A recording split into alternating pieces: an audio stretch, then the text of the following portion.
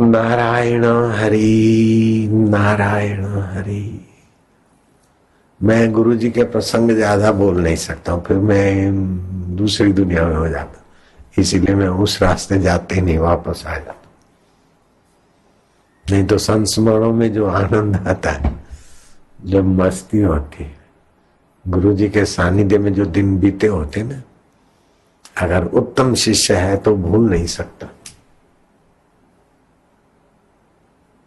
और कनिष्ठतर है तो बजी फूफा खावा रही है, सिंह खावा। नारायण हरि। भूख विना भोजन મળે છે ને, ये दशा થાય છે।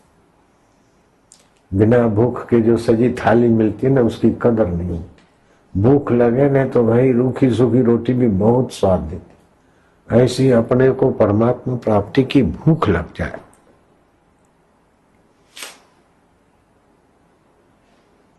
भूख नहीं लगे तो इसलिए रोए कि हे प्रभु तुम्हारी प्रीति, तुम्हारी प्राप्ति की भूख जगाओ देव, नहीं तो संसार पीस डालेगा, विकार घसीट लेंगे, मन की कल्पना घसीट लेगी, कूड़ कपट पुराना आदत।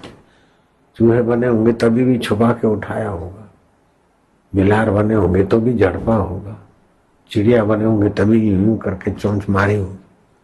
ये तो जीव की पुरानी आदत में हम फंसे जा रहे हैं महाराज।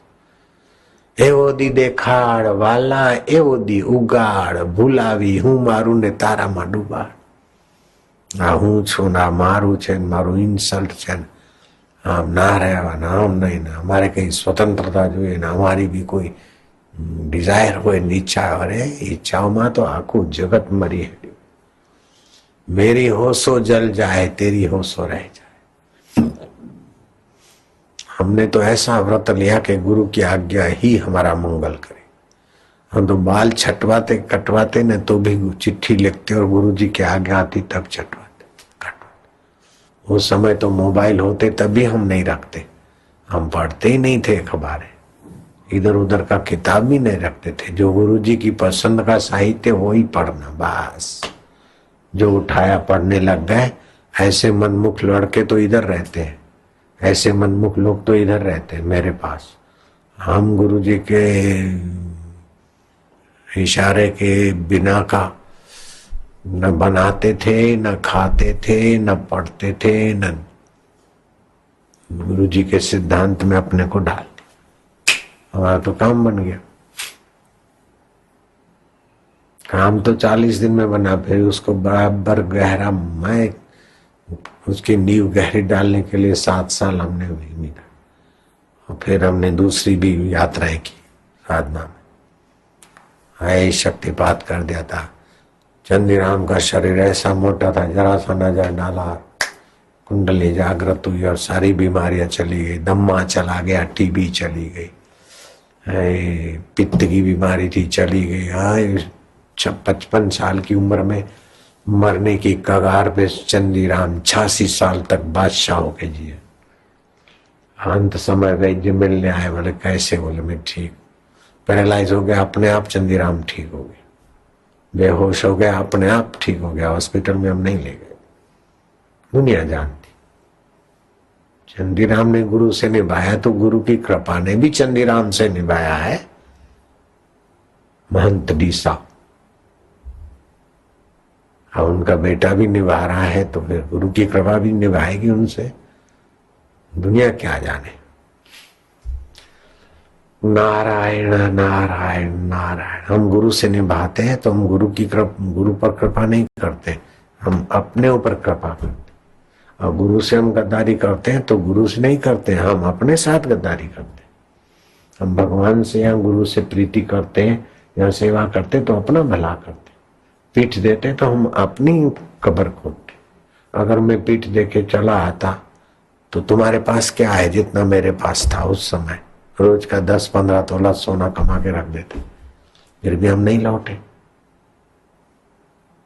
और नारायण की माँ का स्वभाव साध्वी जैसा था, बेचारी कोई फरियाद नहीं करती। हम जाते तो फिर चरण धो के पीने वाली महिला थी, फिर भी हम नहीं गए।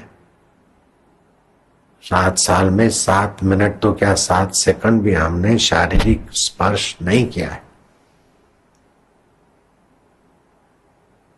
नहीं तो डीसा और अहमदाबाद क्या था, चोरी छुपी आ जाती वो मेरे पास, अथवा मैं उसको बुला लेता, अथवा हम तो यहाँ से नर्मदा किनारे जाते थे, गुरु जी की आज्ञा मंगवाते थे नर्मदा किनारे जाने की, वहां जाके रहते। डीसा में कब रहते, कभी उधर रहते, तो अहमदाबाद क्रॉस करना पड़ता था।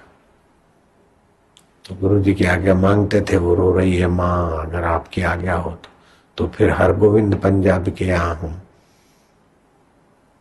समय रखते और माँ, भाई और मेरी माँ की बहू दर्शन करने आ जाती थी। 2 बार हुआ 7 साल में कि 3 बार, ऐसा, ताकि उनको थोड़ी संतुष्टि हो जाए। जब पता चल गया तो फिर भी भाई ये पता नहीं चला कि हम डीसा में ही रहते हैं, हम पसार हो रहे हैं, इधर इनके घर मिलेंगे। जब डीसा का पता चला तो फिर हमको इधर आना पड़ा। वो आके डीसा में बैठ जावे, रोवे धोवे, ये सब मामला सब चौपट हो गया। 7 साल तक पता ही नहीं चलने दिया हमने हम कहाँ रहते। उसमें 3 बार मिलने भी गए थे। मतलब मुझे जाना था कोरल, मोटी कोरल, नर्मदा किनारे, नारेश्वर धाम जाना, तो बीच में ही अहमदाबाद आता है। तो हर गोविंद पंजाबी का मकान था। जब मुझे जाना होता उसके 2 दिन पहले उनका भाड़वत खाली करके चला जाता, ऊपर का पूरा सब। बोलते जब भी आप आने वाले होते और हमारा किराएदार चला जाता है फिर नया मिलता है। ये 3री बार हुआ। एक ऐसा है, ईश्वर की सृष्टि में क्या सुंदर कृपा है, क्या सुंदर व्यवस्था है। तुम खाली ईमानदारी से ईश्वर को प्रीति करो बस, बाकी का तो वो दयालु कृपालु तो है ही है। उसकी